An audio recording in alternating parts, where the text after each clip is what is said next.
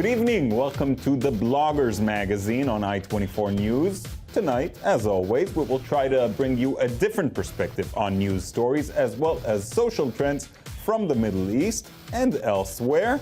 With me in the studio are Maayan Rodeh from Israel Hayom's website. Hi, Maayan. And Danny Swibel from Early Eternity. Hey, Danny. Thanks for coming. Danny, what's new on your blog? Well, my blog, Early Eternity, focuses on stories of the Middle East that maybe you would have missed, perhaps. Little things that people don't usually see in the Middle East, those uplifting stories, not just all the gloom and doom. I see. All right. There's definitely room for that. Maayan, what have you written about recently? Us in the Israel Hayom website, we just focus on the winter because that's what's happening now. That's and a big so, story in Israel. Yeah, that is the story. Yeah, winter has finally arrived. To get us started, let's check out 3 short stories. A new Syrian initiative was launched on Facebook, wiping away the marks of war with brooms. Volunteers were recruited for 3 days working with brooms and shovels, furbishing the streets of Deir Atiyah. A unique way to raise trauma and signs of the war and start from scratch.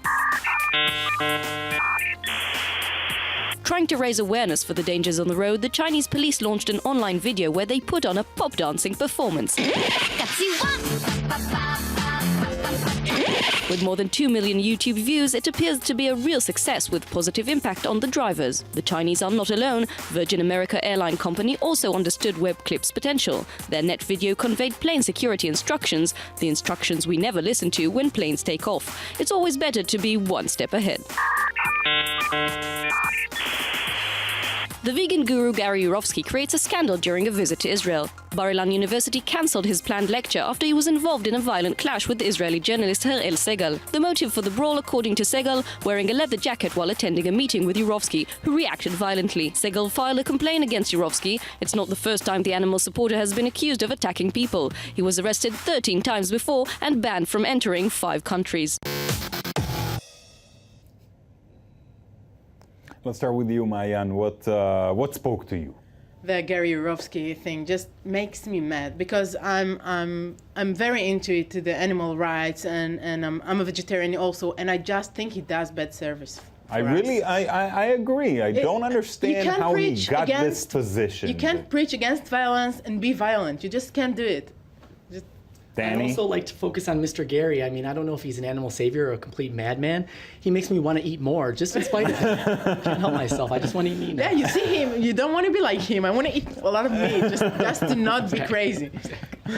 That's what I see. Yeah, I have to agree. I think it's obvious that he's kind of lost it, but let's hope that still animal rights will still get their day in the spotlight. We won't just eat steaks, although they're really tasty. All right. Let's move on. Let's move on. On December 1st, we, along with the rest of the world, mark the World AIDS Day. Idan Avraham, a young man that has become the face of HIV awareness in Israel in recent months, shared his personal story with us. Let's take a look.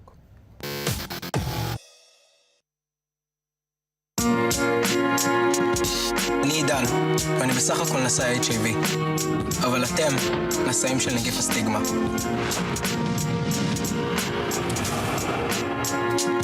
I wanted to break all of the stigma. I wanted to be the face, to be broadcast live in the local news and to say, I'm Idan, I'm HIV positive, and just that. Idan Avraham was only 18 years old, an IDF soldier, when a regular blood test revealed he was HIV positive. A few months after that personal disaster, Idan found a way to be useful in the fight against HIV, AIDS, and the war against ignorance. A lot of sadness, a lot of anger in the beginning. I really, started to think about my future. From there, I just started to roll myself. I moved from my parents' place, I moved to live alone. As a professional, I'm a dancer, so I started to practice that. I just started to volunteer in the Vaad Lemilchama B'AIDS, is the HIV/AIDS organization in Israel, in Tel Aviv.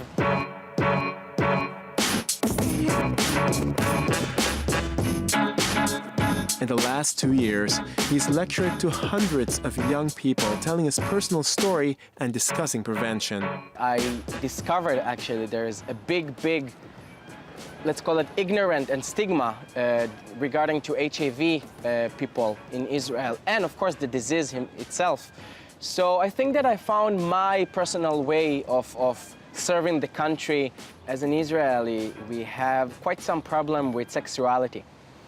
And although that we're getting educated in high school for general sexuality, here nobody knows what is HIV, nobody knows what is AIDS. People don't know to distinguish between HIV and AIDS. If I would have a guy that would have talked as the way I'm doing now for high schools, I think that I would have been in a different place.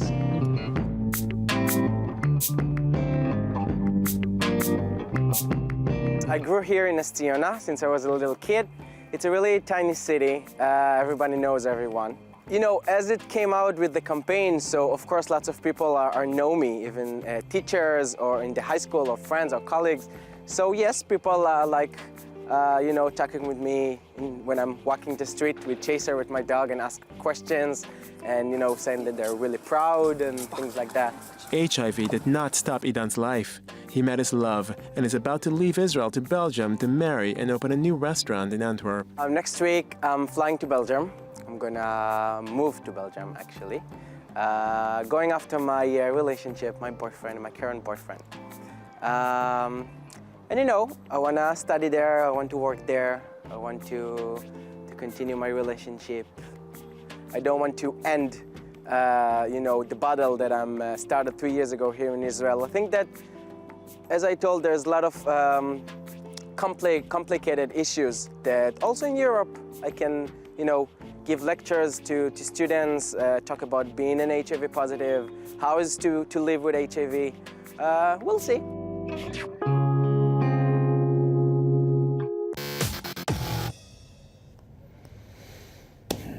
So that's a pretty amazing story. I got to say that first and foremost, despite all the options that HIV carriers have these days, finding out that you're HIV positive at the age of 18 must be really jarring.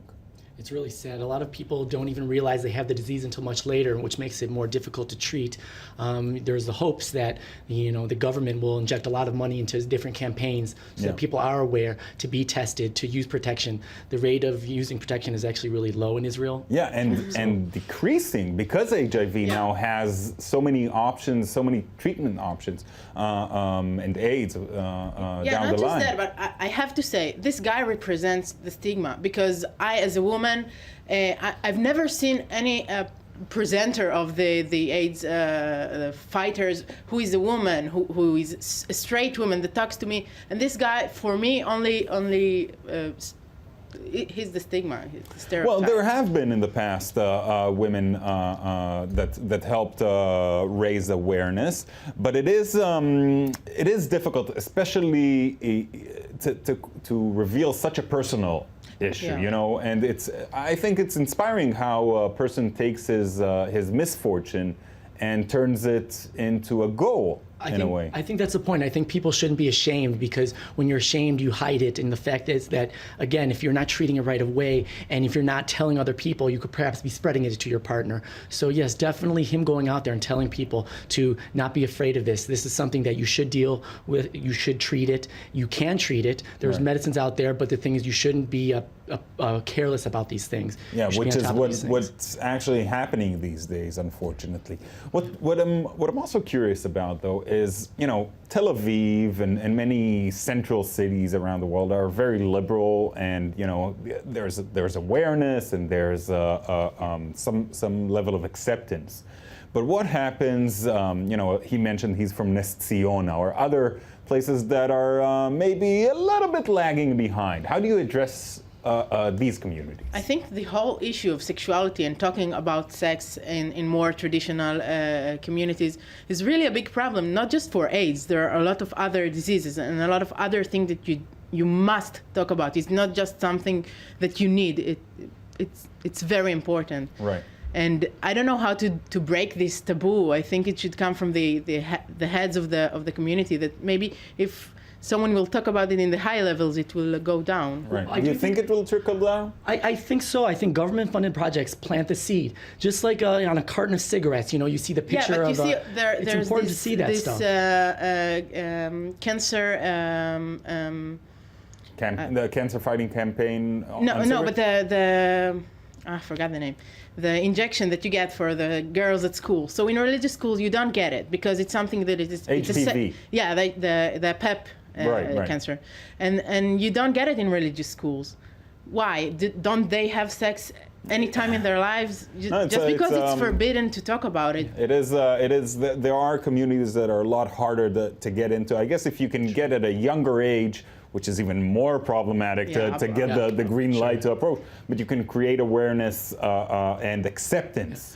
True. Some people don't like these kind of cheesy campaigns, but again, by planting that seed, it does make a difference. Just like, now in New York, actually, they say, don't text and walk, don't text and drive. People laugh at the campaigns, but it actually does plant a seed and makes you think maybe twice before you take action. Slogans and those things. Things can make a difference. I remember a campaign, an Australian campaign that said it was before texting, it was mostly about drinking. If you drink and drive, you're a bloody idiot.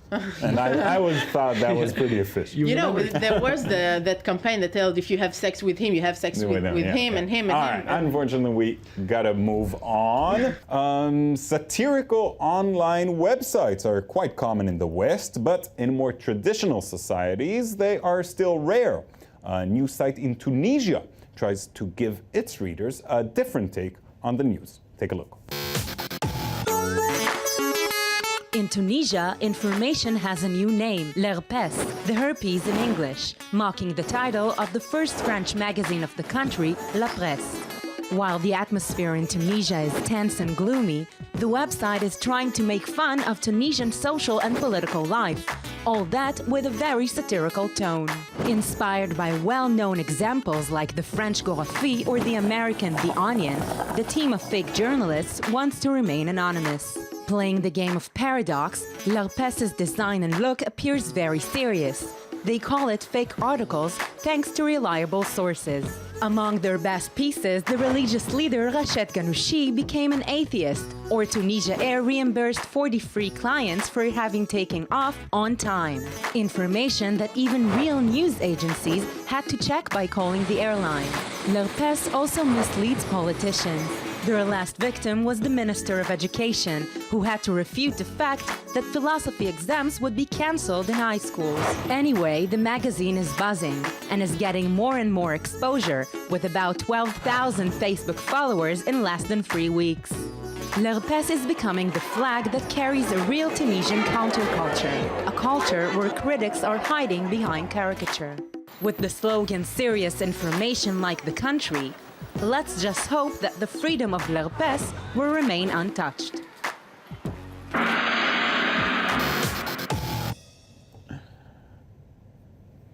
So, Danny, what do you think about this? Well, I think satire that's the whole point of satire, is pushing that line, pushing that boundary.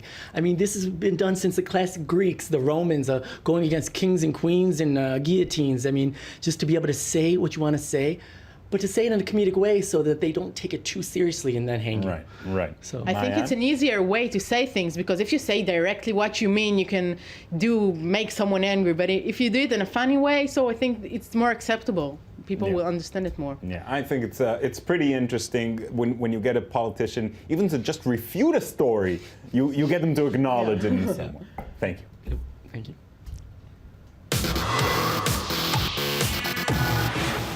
So like every week, we ask our dear bloggers to be kind enough and bring us something that they particularly liked online. Mayan, what do you have? I have something a bit surprising. Yeah. It's not very intellectual, but it's a wedding blog. Okay. Yeah. As a newly engaged woman, I started looking. Yeah, thank you. Started looking on the net, and found this Style Me Pretty blog, which has really pretty things. Style Me Pretty. My wife looked at that when we were. Even if you like to host things and parties and dinners, great ideas. Right. Wonderful. Danny? Mine is called Surfing the Middle East. It's a story about a guy who was hanging out in Israel but wanted to surf in Lebanon.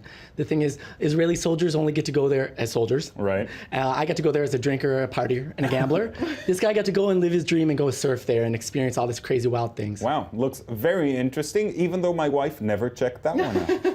All right, thank you, Danny Swibel, Maayan Rodeh, for coming in today, and thank you at home for joining us as well. I hope you enjoyed our show. You can find past shows on i24news.tv, and make sure to join us again next week.